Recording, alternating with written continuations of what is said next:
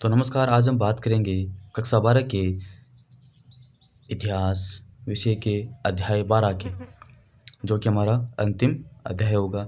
वस्तुनिष्ठ अति निबंधात्मक क्वेश्चन इसमें से आपको पूछे जाएंगे। तो चलिए क्वेश्चन की तरफ चलते हैं। संविधान सभा के अध्यक्ष कौन थे? डॉक्टर राजेंद्र प्रसाद। सत्र कौन सा था? दूसरा। संविधान सभा कब से कब के बीच सूत्रबद्ध की गई थी? तो दिसंबर 1946 से लेकर नवंबर 1949 के बीच। संविधान पर हस्ताक्षर कब किए गए? दिसंबर 1949 में, और 165 दिन की बैठकें इसके अंदर की गई। संविधान सभा की प्रारंभ समिति के अध्यक्ष कौन थे? डॉक्टर भीमराव अंबेडकर जी। संविधान सभा का उद्देश्य प्रस्ताव किसने पढ़ा? पंडित जवाहरलाल नेहरू जी। हम सिर्फ नकल करने वाले नहीं है, यह कथन किनका है? पंडित जवाहरलाल नेहरू। ब्रिटिश औपनिवेशिक शासन में गवर्नमेंट ऑफ इंडिया एक्ट के तहत निम्न में से किस वर्ष में प्रांतीय संसदों के चुनाव हुए थे? 1935। अंग्रेज तो चले गए लेकिन जाते जाते शरारत के बीज बो गए, यह कथन किसने कहा था? सरदार वल्लभ भाई पटेल ने। दमित निम्न जातियों के लिए पृथक निर्वाचिका की मांग किसने की थी? डॉक्टर भीमराव अंबेडकर जी ने। दक्षिण में हिंदी का विरोध बहुत अधिक है, यह कथन किनका है? यह कथन है दुर्गा बाई का। संविधान सभा में कुल कितने सदस्य थे? 300 सदस्य। प्रत्यक्ष कार्यवाही दिवस कब मनाया जाता है? 16 दिसंबर 1946 को। संविधान सभा का अधिवेशन कब हुआ? 9 दिसंबर 1946 को। रॉयल इंडियन नेवी के सिपाहियों ने विद्रोह कब किया? 1946 में। कहाँ पर किया? बम्बई में। एन.जी. रंगा के अनुसार कौन असली अल्पसंख्यक है? आदिवासी। किस अनुच्छेद के अनुसार गवर्नर की सिफारिश पर केंद्र सरकार को राज्य सरकार के समस्त अधिकार अपने हाथ में लेने का अधिकार था? अनुच्छेद 356। आदिवासियों को पृथक निर्वाचिका की मांग किसने की? जयपाल सिंह ने। पृथक निर्वाचिका का विरोध करने वाले दो व्यक्तियों के नाम बताइए। इसमें सरदार वल्लभ भाई पटेल, गोविंद वल्लभ पंत। सूचियाँ 3 प्रकार की होती है, एक तो राज्य सूची, केंद्र सूची और समवर्ती सूची।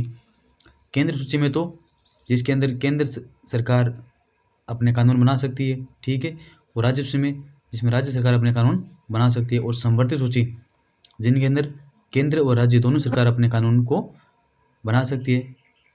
अगर कुछ अपवाद हो गया तो उसकी स्थिति में उस पर केंद्र सरकार ही कानून बना सकेगी। भारतीय संविधान की प्रस्तावना के मुख्य आदर्श है न्याय, स्वतंत्रता, समानता। भारतीय संविधान के संवैधानिक सलाहकार कौन थे? बी.एन. राव। भारत का संविधान बनकर तैयार कब हुआ? 26 नवंबर 1949। भारतीय संविधान में धर्मनिरपेक्षता शब्द जोड़ा गया था 1976 में 42वें संविधान संशोधन द्वारा। महिलाओं के लिए न्याय की मांग किसने की थी? बम्बई की हंसा मेहता ने। देशी रियासतों का एकीकरण का श्रेय किससे जाता है? सरदार वल्लभ भाई पटेल को, और इनको लौह पुरुष के नाम से भी जाना जाता है। किनको? सरदार वल्लभ भाई पटेल को। संविधान सभा में राष्ट्रीय ध्वज का प्रस्ताव किसने पेश किया था? पंडित जवाहरलाल नेहरू। संविधान सभा की प्रथम बैठक कब हुई थी? 9 दिसंबर 1946 को। संविधान सभा के प्रशासनिक अधिकारी कौन थे? BN. Rao and SN. Mukherjee. BN. Rao and SN.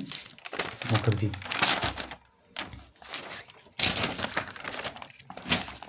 चलिए देखते हैं अभी। हाँ, तो आगे देखिए।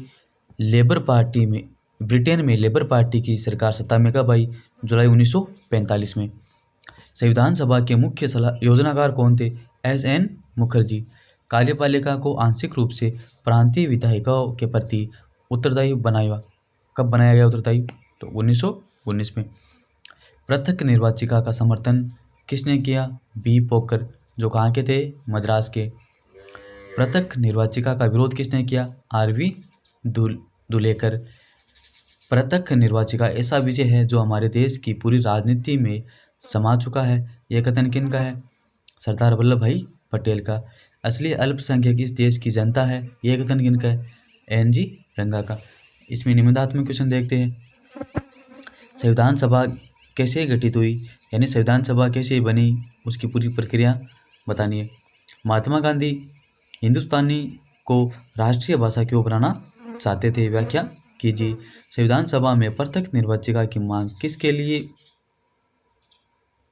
लिए की गई थी और ये मांग किसने उठाई थी तथा इसका क्या परिणाम रहा।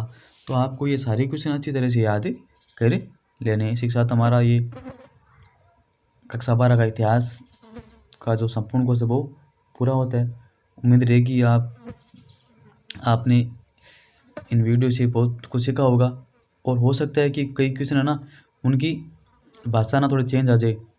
क्वेश्चन तो सेम होते हैं लेकिन कई बार भाषा क्या है थोड़ी बहुत अलग आ जाती है, तो आपको भाषा का पूरा ध्यान रखना है।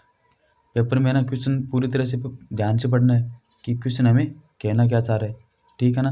अगर क्वेश्चन अच्छी तरह से पढ़ोगे ना तो आप उस क्वेश्चन का अच्छी तरह से आंसर दे पाओगे, ठीक है।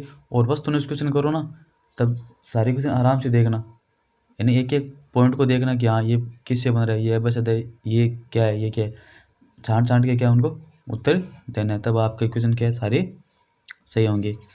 तो मैं उम्मीद करूँगा कि आपके अच्छे नंबर आए और आपकी परीक्षा अच्छी हो। धन्यवाद।